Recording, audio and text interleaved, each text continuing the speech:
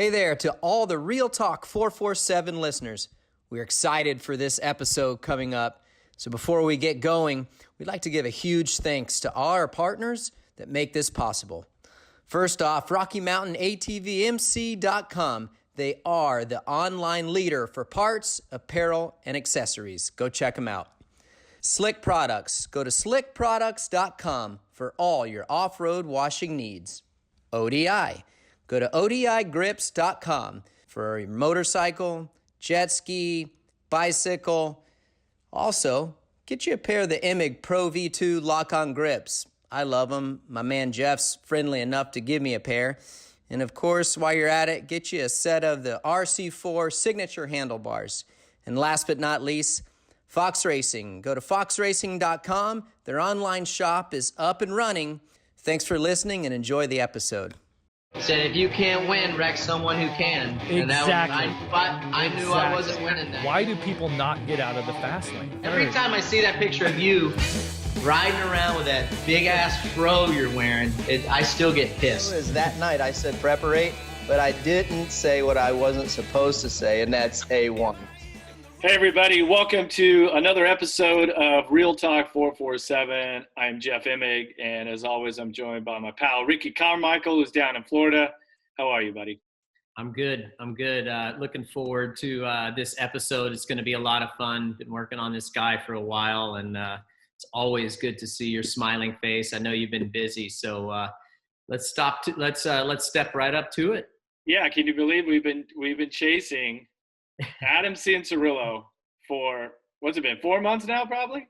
Come on now. And now we finally got him on. All right. Welcome to Real Talk. Adam, how are you, buddy? I'm doing good. Thank you guys for having me. Sorry I made you wait so long. Getting a lot of golf in, so I had to squeeze you guys in between. See, you got your priorities straight. Yeah, you know how it is. Yeah, well, we got a couple of Florida boys on. You guys got a lot in common, though. Well, of course, we're both from the Sunshine State. It's where everybody wants to be, and I mean, we've had some pretty good careers. And RC, let's not come on now. Let's not start off the show by comparing our careers. All right, you're on your way. You're on your way. You're doing that. You're doing a fantastic job. So. You glad to get back going? I mean, let's just get right to it. AC, you glad to get back going and finish off this Supercross series? This break has probably been a blessing for you, actually. Yeah, I mean, obviously, you never want to stop racing the way we did. Everything's been kind of going crazy, as it's been talked about on pretty much, I mean, every media outlet there is. But, yeah, for me, obviously, with breaking my collarbone, I was going to miss a few races, and I got back on the bike right before they canceled Indianapolis Supercross. Like the first one they canceled, I was just getting back on the bike. So I was going to try to be back for Detroit that very next weekend.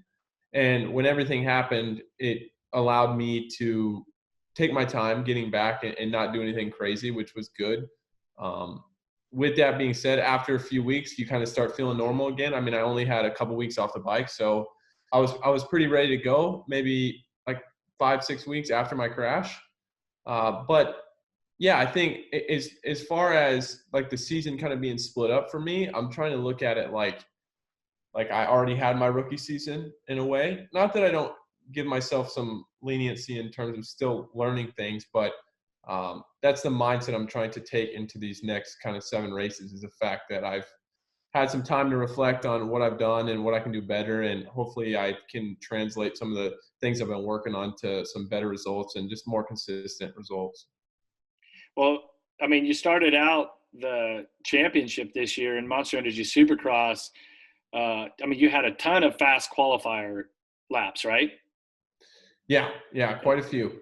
And led some laps. And so there was all these positive things happening, but the win had eluded you, right? I mean, what do you think at this point, like the strategy with your team and training and everything, like what's that missing link?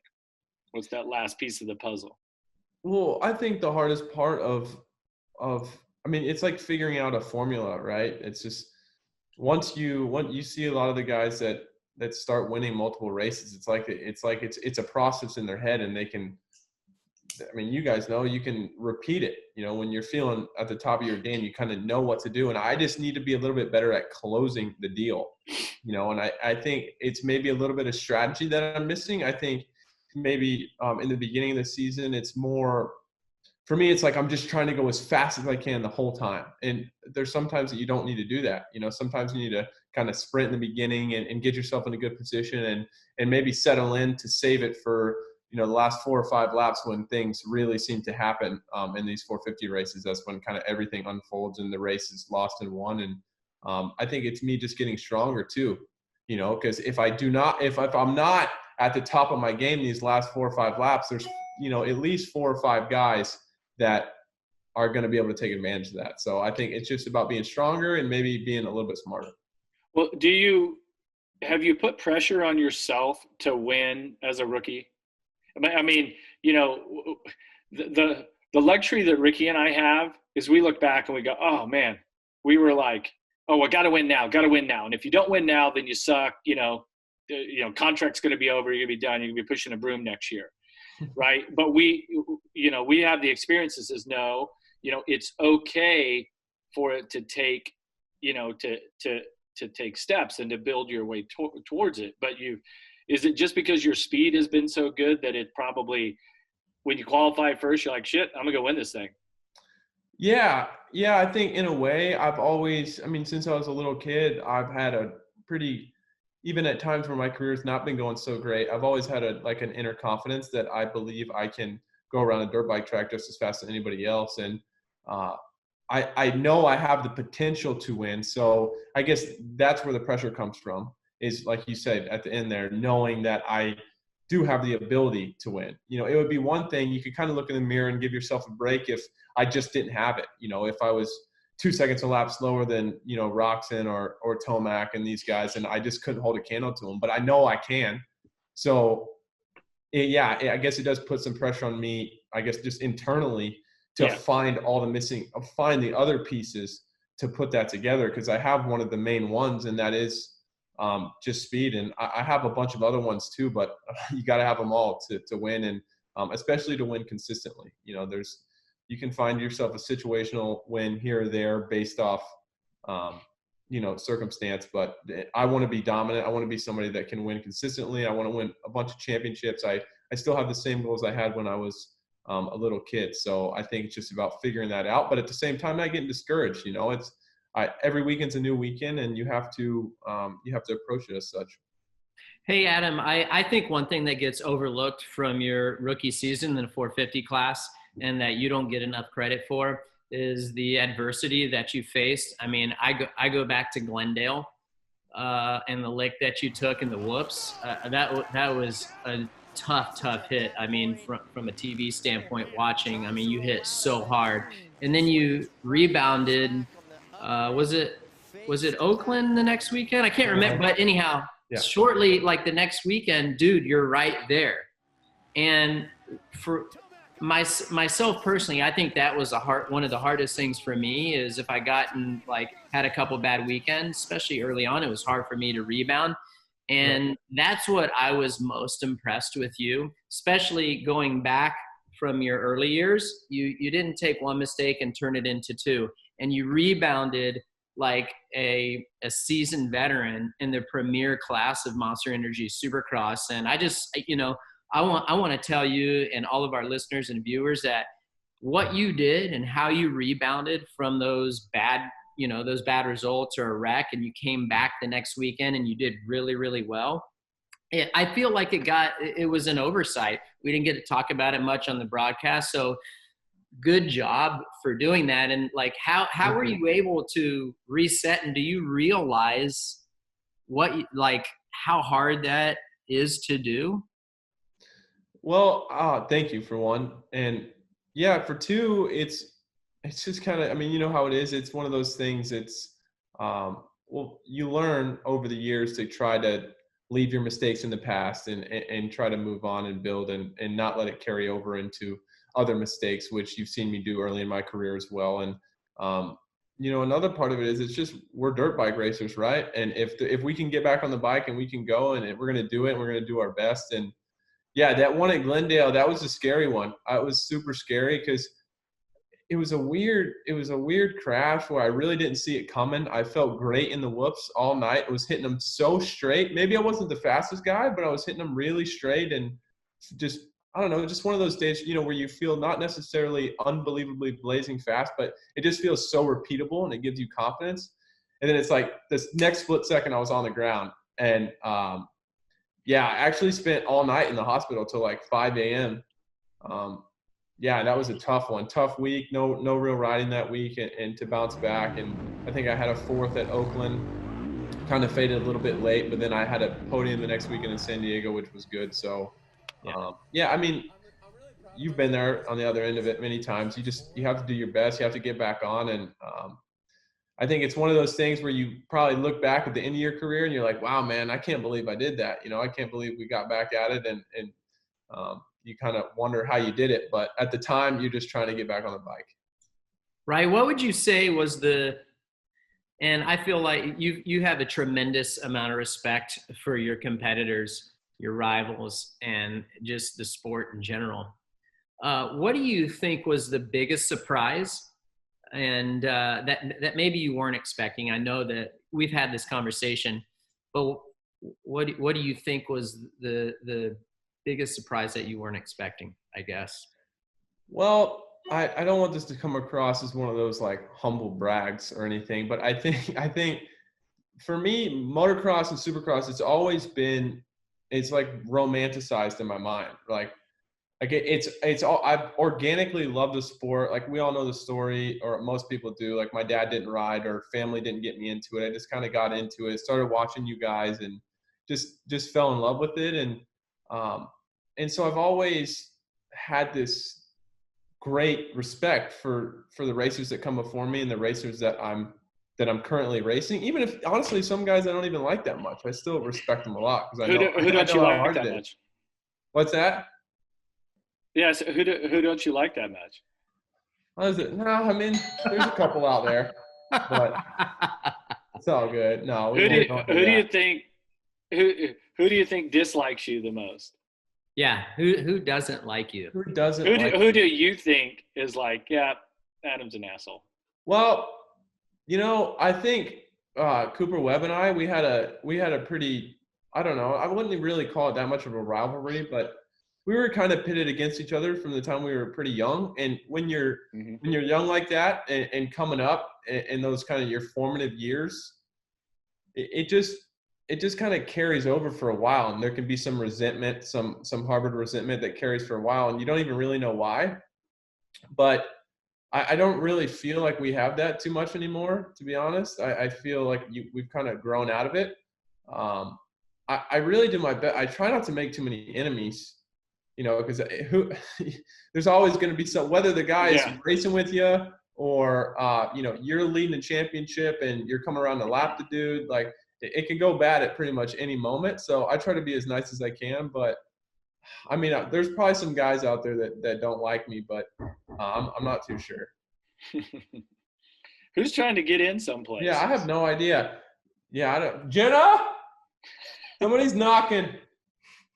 Hey, what do you think is your greatest accomplishment as a pro? Like, is there a certain race that rings in your head, like even if you didn't win, or a certain something, whether it's your first championship? Like for me, it doesn't really have necessarily to do with championships, but like certain races, and like I said, not even ones that I've won. Is it like, what is your special moment where you think like, oh, damn, that was a good race, or this is what I'm going to remember forever?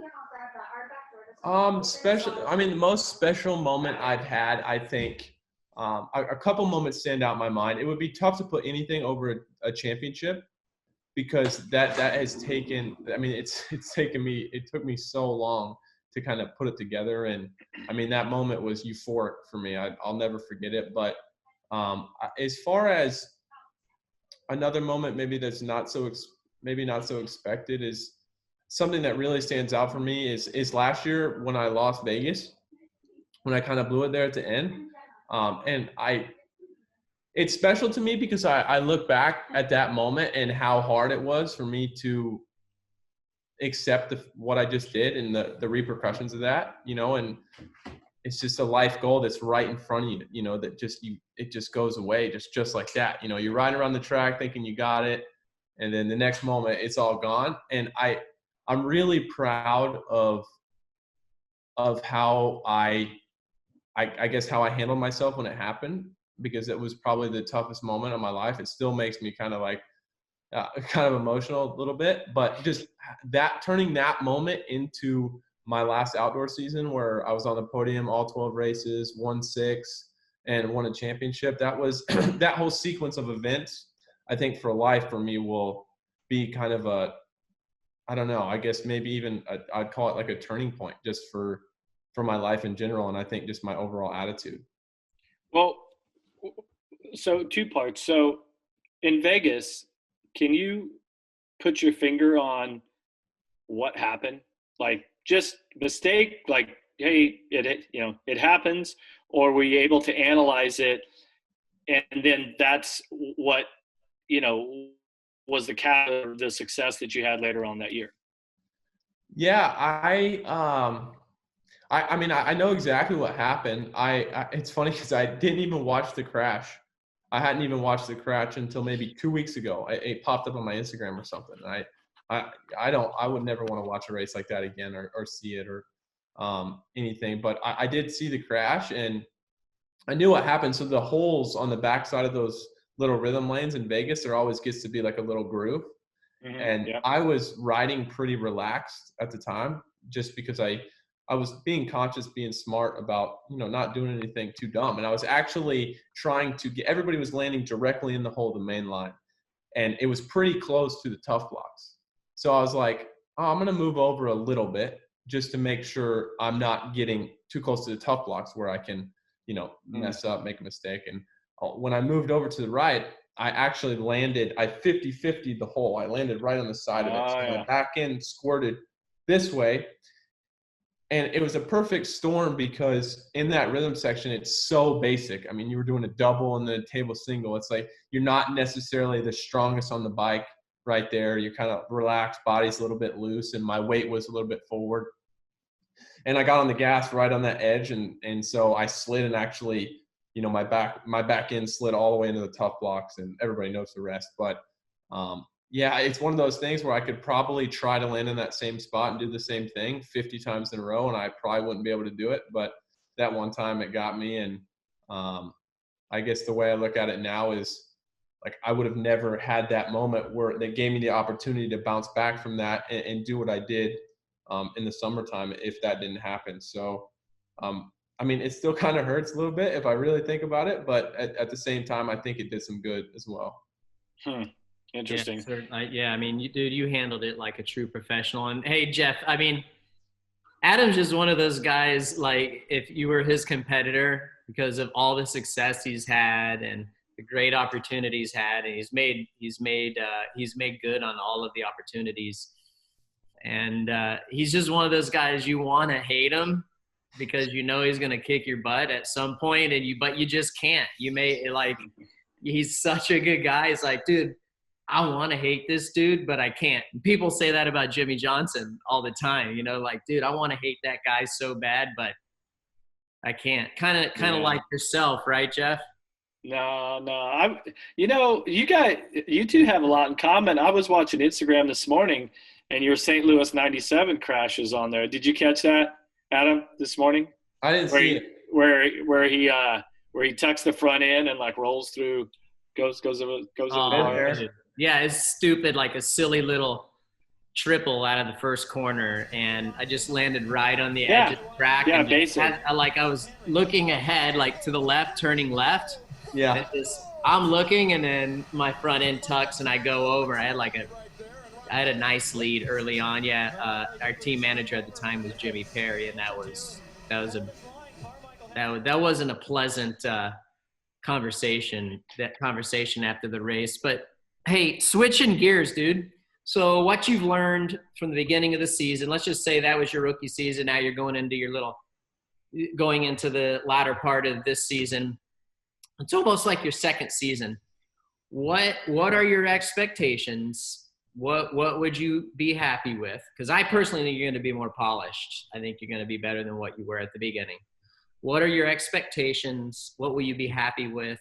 And what will you not be happy with for these final 7 rounds? I'm always a little bit cautious to put like where I'm happy with my, I guess, based on results, right? Like I'm a little bit cautious to say I won't be happy unless I, win 3 races or something like that. I want to see improvement in myself, and sometimes that's situational. It just depends on the position I put myself in. Mm-hmm. But I mean, I certainly am not going to be satisfied until I'm winning. And moreover than that, I would say I want to be able to go to the gate next season in 21 and be like, this is what I'm doing and this is how I'm doing it, and I'm going to get it done. I want to have a formula. I want to be like, I want to be really in the hunt next year, so I think I need to make steps towards that, towards getting better and being one of those guys that is just going to be there every time.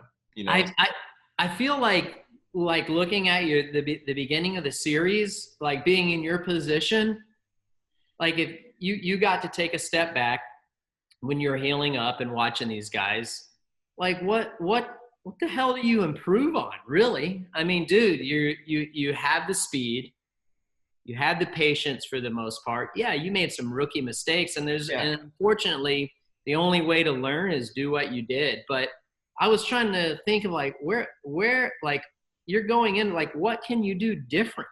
Like what? Tell us. Yeah, but if he keeps crashing, he's gonna be the smartest guy on earth. Yeah, but take the crashing aside. Like, what's one thing you learned when you got to take a step back, watch these guys? Was there ever a moment when you're watching, like, dang, okay, I need to do this, and this is gonna help me? Well, some of it's lines towards the end of the race, like the track getting really broke down. That is something too that I think I needed to set my bike up for better. Like it's pretty easy to set your bike up when the track conditions are good, which, I mean, look at my qualifying and heat races and stuff like that. I mean, they're all super good and everything feels great. And my bike's really good the whole time too, but I think I could do a better job of giving the team some feedback for late in races. So I think that's one thing I've addressed that I hope translates. I could be stronger at the end of the race, like physically. Like strength, everything, cardio, I still think I'm getting better all the time. And that's something that you just need to have dialed in. And there's certain times, certain tracks when everything, when things are flowing nice and that you don't, like, I'm not tired at all. But then there's some tracks where maybe I don't have it down, or this section's really kicking my ass and, it's getting me a little bit out of breath. I think there's some of those tracks I need to tighten it up a little bit. And then, another thing, I mean, a lot of the crashes, to be honest with you, is tough for me to go back and say, like I wanted to change anything, because like St. Louis, for example, you guys, I probably wasn't even on TV, but I was running in 4th after just an absolute scrap fest of a main event. I mean, Osborne ran into me and I had to pass a bunch of dudes back, I was just battling the whole time. But I was pretty close to Anderson. And I wanted a podium. I wanted it. It was right. It was pretty close in front of me, and I was doing everything I could, and I ended up crashing on the last lap because I wanted that 3rd place. Where'd you crash in? I'm trying to remember. What's that? Where was it that you crashed? I keep trying to visualize it. I was St. Louis.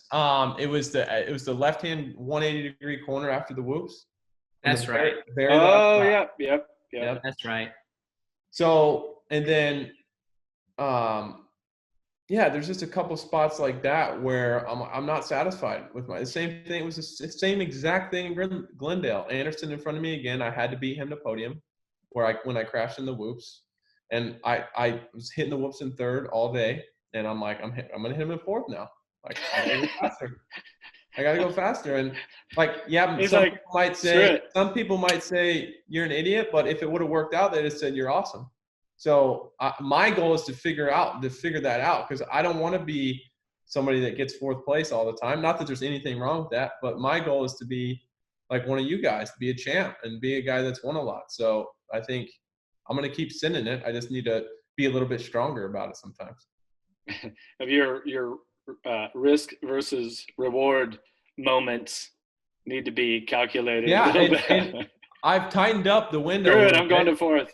I've definitely tightened up the window a little bit. I was watching videos the other day from 2018, and I've made quite a few strides. So I only have a couple more strides left, and I think I can figure this thing out. Hey, so let's get down. Let's talk some fun stuff, dude. So I always bust your chops a lot about golf and playing best ball with yourself. Oh yeah, always. Because of your buddies, they might not say this to you, but dude, they blow you out so bad. Like they say that you have a mean foot wedge and dude, they ruin you. I'm not gonna name names. It's not just one. It's not just one person. So like, what is your personal best? No foot wedges, no mulligans, like PGA rules, and what course was it? Well, so right now I'm sitting at about and I post all my scores to an app, and it calculates like my handicap. So that way, when I play in like local little tournaments, skin tournaments here and there, that it's all correct. But you're right. I mean, in the beginning, I cheated. All right, like when you're shooting 105. It's like, you know what I mean? Like, okay, that was maybe a triple. I'm going to write down double. You know, you just got to make yourself feel good about it because you got to keep yourself coming back. But I would say I've been playing by the rules for maybe, I don't know, since I've been good enough to live with myself, basically, maybe the last year or so. My personal best ever is a 79. I shot it at this place, Tuckwet Canyon. It's in Beaumont in California. I was actually on my way up to Kawasaki dealer meeting this off season, and I just stopped to play around with my buddy, and it turned out I didn't even hit any balls before anything. Just went and had a day. I actually just shot 80 2 days ago, which is my second best. I never even shot 80 before. Like before I shot 79, so that's my second best ever. You think you think you could take Savachi down? It just depends on the day. I haven't played with Joey in like maybe 2 years. So. Dude, it consumes his life now. Like golf is life. It's crazy. What about are you like Sexton? I know you got Roxon. He's about like me. He's a one guy. Like him and I, we got to have a battle royale. We've been talking about it. It's like, but anyhow. So you think what about you and Sexton? You guys play? You guys close? Yeah, we're close. I would say I play more than him. So now in California, I'm a member at a course that's 10 minutes from our place here. And then in Florida, I just moved to a golf course. So I'm, especially like this kind of off season times, I've been playing quite a bit. So I would say I have Chase most of the time. Like if we play 10 times, I'll probably beat him 8. Oh, wow. I will say 2 things. I'll say 2 things. His swing is he's got a much better swing than me. Like technically, like you watch him swing and you're like, okay, that guy's like a 6 handicap. You know, he's got a good looking swing, but the problem is he doesn't play as much as me. So it kind of takes him some time to find the club face, if you will. But no, and what I tell all my buddies, and everybody makes fun of me for it, is I'm the farthest thing from an athlete on this planet. I mean, I golf a lot because I have to grind in order to be decent and for me to have fun. And it's been that way with me with anything I've ever done. It's like I have to just absolutely hammer it out in order to be respectable. Like if you throw me a baseball and try to watch me catch it, I'm probably going to catch it with my right eye. Like it just doesn't, like I don't have any coordination, anything like that. And so I'm surrounded by athletes all the time. And these guys take me to school. So I got to really hunker down and go to work. Well, that's where you and Ricky kind of have more things in common than you thought. So, yeah, it's actually pretty funny. Like I was laughing to myself the other day. I forget I was doing something. I don't know. I was trying to install a bike rack in my garage, and or even PlayStation and stuff like that. Like it's universal. Like I'm just not that good at anything besides riding a dirt bike. Could you put like a paper towel holder or like a toilet paper holder in the wall, like handyman stuff? Can you do that? Well, no. I mean, I'm sure I could do a toilet paper holder, but I wish the light was right so I could flip the camera and show you guys this hanger that my girlfriend and I installed in our new place here in California. And there's so much grout missing from drilling the holes in all the wrong spots and drilled the holes too big. So then we had to do it in another spot. It's hacked. Grout or drywall? Maybe it's drywall. Drywall. He don't even know what the names are. I don't know. It's a shit show, guys. It's bad. Hey, I'm with you, dude. Like when it comes to handyman stuff, I'm full disclaimer that I'm not your man. You know, like I like to support the economy when it comes to handyman stuff. Absolutely. Well, I found this app recently. It's called, I'm not sponsored by them or anything, but what's it called? It's called Handy. And so you just go on there and you type in anything that you need and you just set an appointment date and that's it. And I live on that thing. Like, Really? oh yeah, it's nice. Real nice. Dude. Real nice. I needed that for the market when we were doing the repairs on the market then. Yeah, it's a little bit expensive, but like I ordered some furniture for our place that we just moved to in Florida, and I had no time to try to put this entertainment center together. So I just got somebody out there to do it. Yep. Dude, so wait till the day when you have kids. And so my oldest is my daughter, Presley. And so Christmas comes around and you buy all these things. It's all in the boxes and, you know, you're keeping everything hidden right when they're little. And they've got all these like doll houses and stuff that, you know, what I'd like to do is kids would go to bed. The garages, I had 2 separate garages. So I'd be in there. I'd put on like TV, you know, for like, you know, like one of the Christmas movies, right? Scrooge, you know, make myself a little cocktail and open up this box. And you think, okay, the box isn't very big, right? And then you open it up and it's packed as condensed as it could be. And you pull out like a Ziploc baggie, like a gallon Ziploc baggie, and it's all wood screws. And it's like 11:30 at night, and those kids gonna be up at 6. And you're just like, you know, I got the like screw guns. I got 2 of them because the batteries are dying. You know, I'm half a bottle through a Southern Comfort by the time the thing's done, and I'm like, I don't care. Let's just get this thing together. You know, Christmas Eve rolls around. I haven't slept but 2 hours. For the record, I've never seen Jeff drink Southern Comfort, so he must be telling tale. I think he's telling tale. Easy. So you're a Florida boy. Ah, Southern Comfort eggnog. Yeah, that's Southern Comfort eggnog, man. That's my Christmas Eve drink. So when you retire, you're done racing, or I wouldn't say when you retire from racing. Do you think you're gonna go back? You gonna stay in Florida? Are you gonna or California? What's up? Yeah, I mean, I have most of my family, or all of my family's in Florida. So, like, I grew up kind of like New Smyrna Beach, Daytona Beach area. And so I've got my eye on a few spots there I'd like to maybe settle down at as of now. But at the same time, if financially I'm in a good enough spot, I think I'd probably like to have a place in California still just to go to. I have a lot of friends here. And I just think a lot's going on out here. So you ever get a little bit bored. And to be honest with you guys, I've been going between California and Florida since I was like spending half the year in both spots, obviously a little bit more in Florida, but since I was 11 years old, you know, I'm 23 now. So over half my life spent going back and forth. And now when I'm in Florida for more than like 2 or 3 months, I'm like, dude, I got to get back out to California. And then vice versa, it's the same thing. So still have a lot to figure out.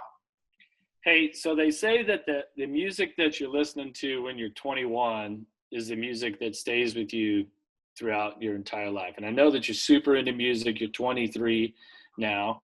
What would that be? Well, like, what are you into? Well, Blink 182. Yeah, I mean, that's like everybody knows me by that that's my kind of my staple as far as music goes. And it kind of branches off from that. I think that band Blink, they made me really kind of fall in love with music, I guess you would say. But I really, people think I just like, you know, like that punk rock, pop punk type stuff. And I do, and that's like my main thing, but I listen to everything. I really do. Country.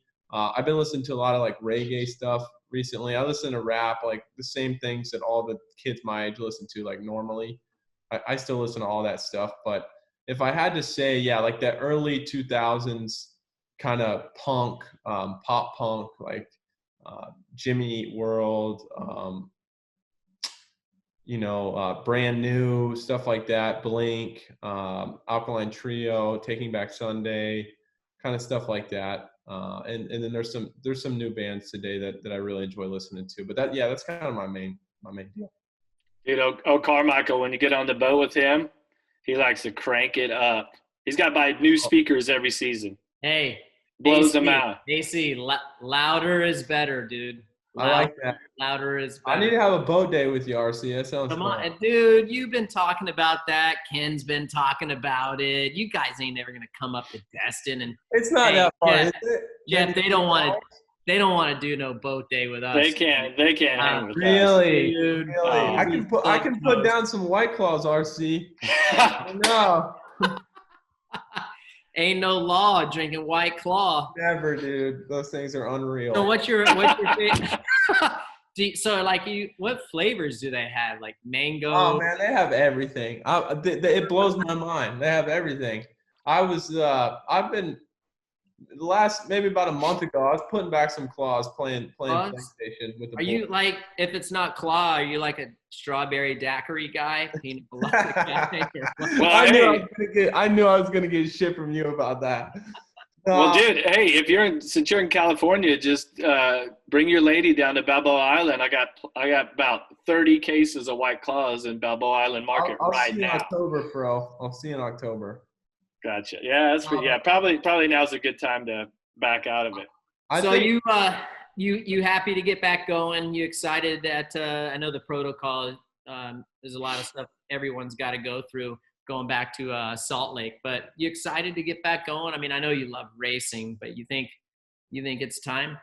Yeah, I really am, and I think more than just the cliche answer I can give you guys. I think I was just talking to my buddy today on the golf course. Actually, I was like, he asked me the same thing if I was excited, and I can truly answer yes. And there was a time in my career where I maybe questioned whether the answer would be yes or no. I mean, of course, I'd always say yes, but sometimes I think growing up, winning a bunch of races, it was always such a, like you talked about in an interview I read, RC, not too long ago, you did, I think, with Wygant, but it's that fear of losing that drives you so much. And as a kid, for me, that was so ingrained that it became like a big burden. Like I was almost so scared to lose that I maybe didn't relish racing as much as I should, and now I'm at a point in my career and life where I look at these races more as like an opportunity to succeed other than, as opposed to an opportunity to fail. So like, I truly am excited. Like I truly get excited to go out there and race and to have the opportunity to do what I can do. I want to win one of these damn things sooner than later. So I'm really excited. So you've been with Kawasaki for a long time now and made a nice transition from the Pro Circuit team up to the factory team. And what's that, is your plans to be with Cowie the whole time? You think you can make it that long? I mean, of course, the results have to be there. Kawasaki has a very high standard for the riders, as they should, and I have to prove that I'm capable of being the guy, so yeah, I have to do that. But on my end, I've been with Kawasaki since I was 7 years old, 2004. I've never ridden another bike, never, not even. And people talk about like you ride other guys' bikes behind the scenes at the test tracks and stuff. Like I've never even hopped on Ken's bike or Chase's bike or anybody else. I've never ridden another brand before. So yeah, I would love to stay with them as long as I can, as long as they'll have me. So you're on the team there with Eli Tomac, and he's been a championship contender for a lot of years. You want to be in that same spot, and so I always found that it's interesting that you're both you're both on a team, but you're both trying to go after the same thing. do you guys work together on things? Is it really separate, right, inside of the truck? Because I know he kind of does his own thing, jumps on the bike, but he spends his time in his motorhome.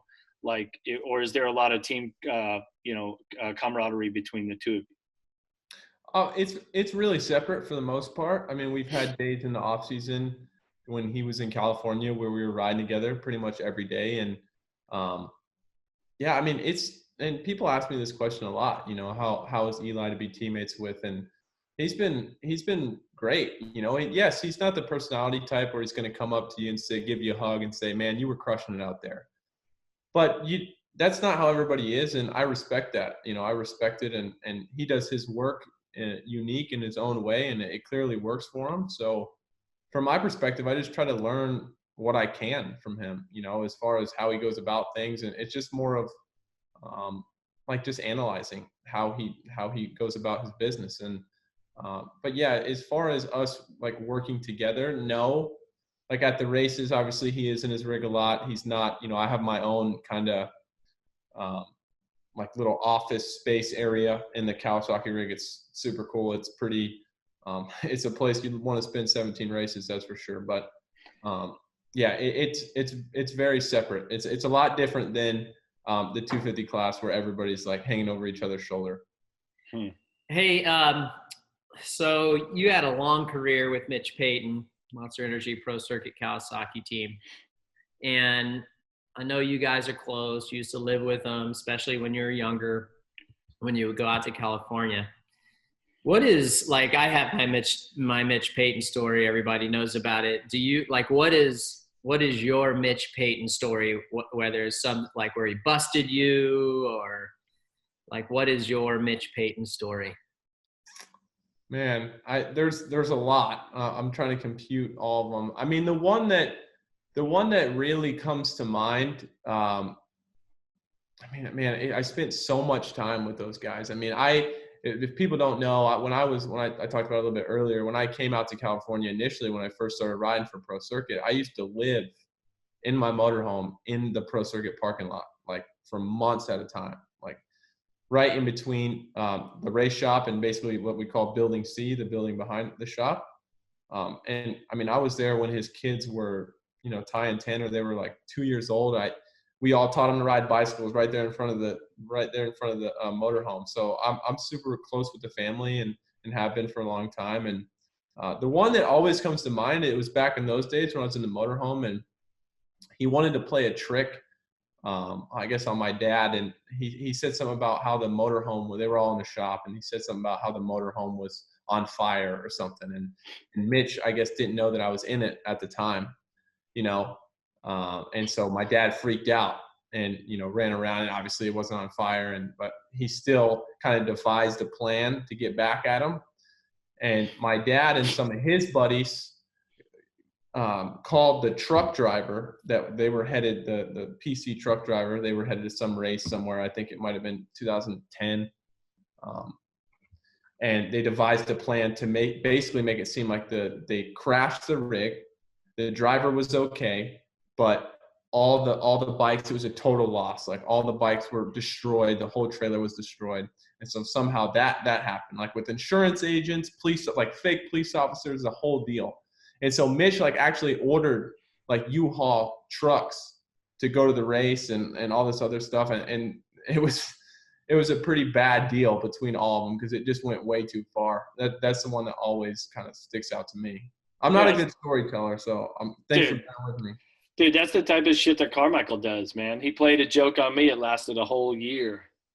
What? A whole year. The airline miles going to Australia. Oh, Yep. Oh, dude. I've heard some good ones about you, RC. I've heard some good ones that you've got. Hey, so Adam, so we're going to do an RCU in Australia, and we're making flight accommodations, the whole bit. And of course, Jeff, he's got to fly business. He doesn't. Obviously. Yeah, no, on American. I got to fly on American because I needed the miles for my executive platinum status. It was going to be the last trip of the year. I needed the miles for executive platinum. On my dime, right? Of course. Okay. So anyhow, we price out some tickets. I say we, myself and JH, and we look at Virgin Australia. We look at was it Qantas as well, right? Their code share.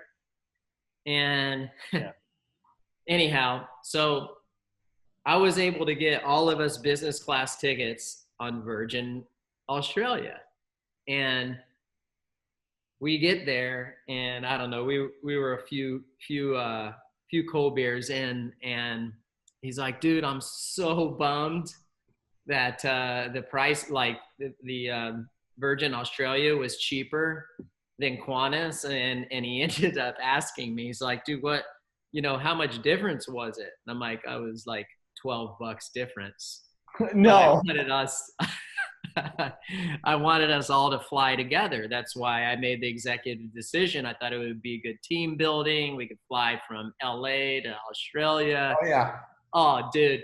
Hey, he was so bummed. It ruined his night. I thought it was just going to kind of laugh it off. Yeah. Dude, we're all sitting around, and I'm telling JH, I'm like, dude, because I was still pissed off about it. And I'm like, I told you, I sent you my flights in like September. The American flight was actually cheaper. I'm like, and like, what happened? And he goes, and JH goes, don't talk to me, talk to Ricky.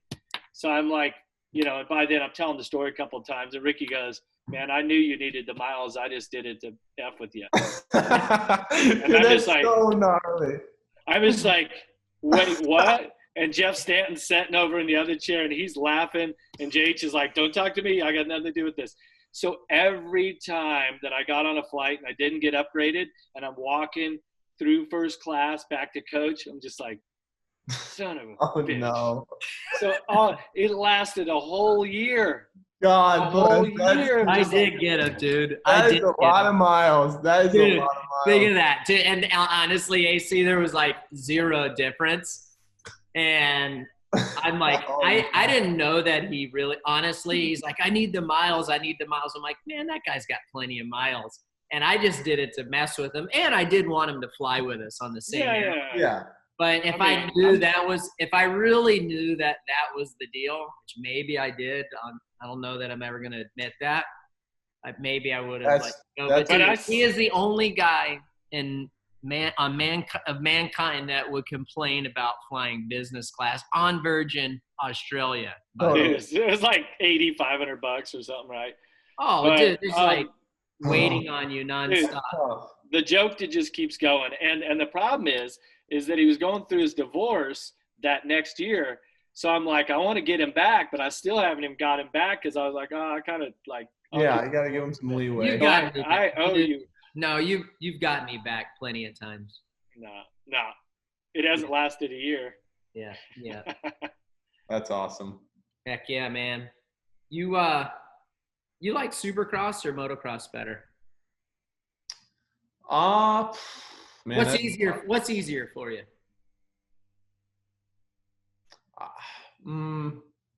Probably Supercross. I mean, it's always just, I think so. I don't know. What do you think? I mean, outdoors easier for me, like just to hop on and get up to pace faster, and where I feel like I'm not at a disadvantage. Yeah, Supercross was way harder for me. Maybe it's hands down, dude. Hands down. I had a really the reason I say Supercross is I had a really good experience when I first started riding Supercross.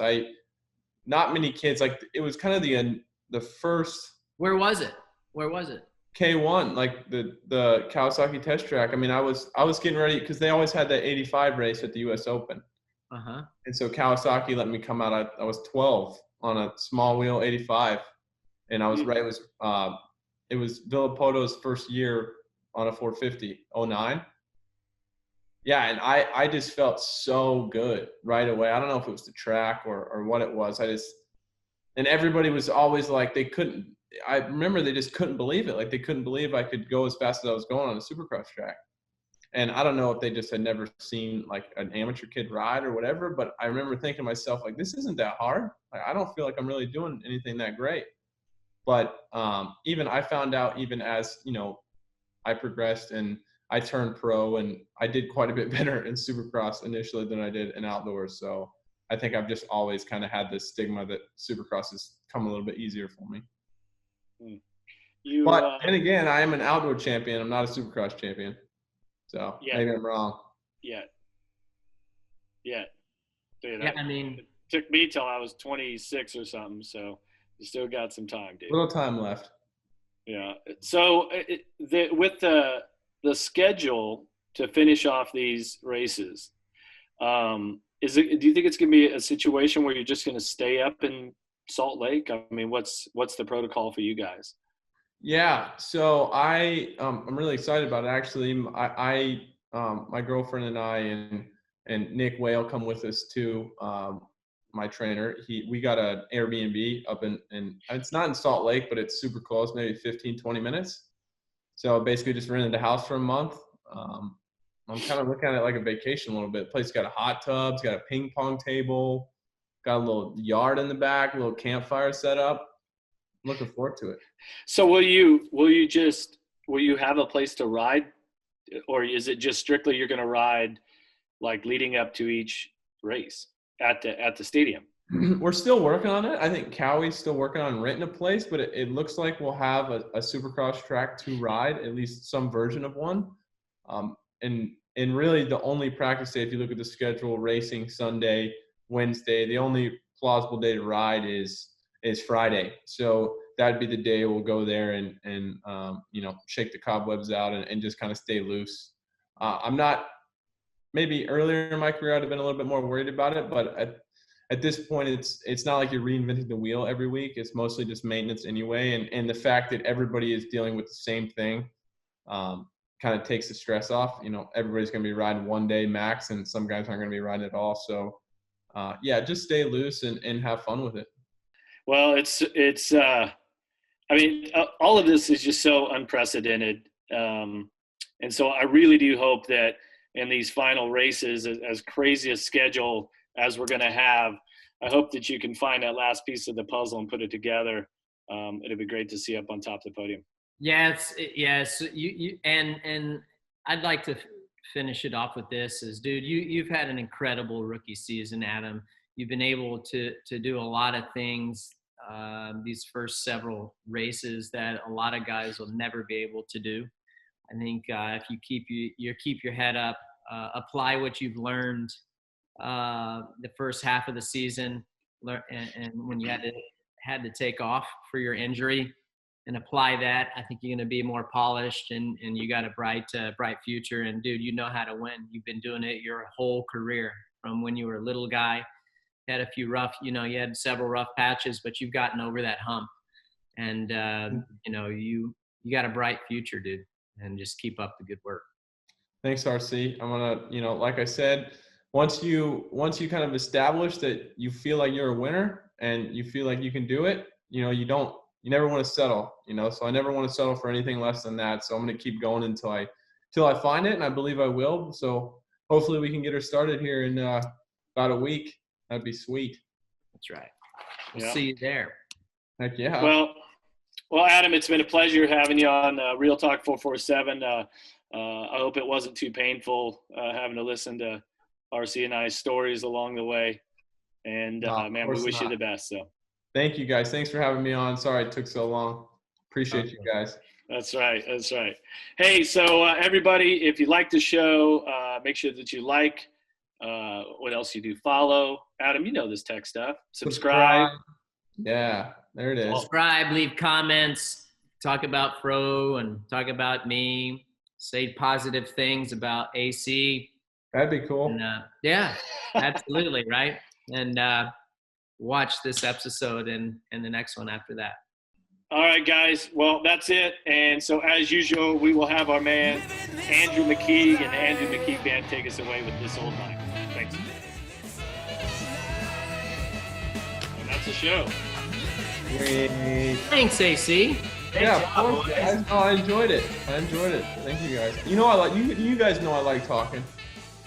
Yeah.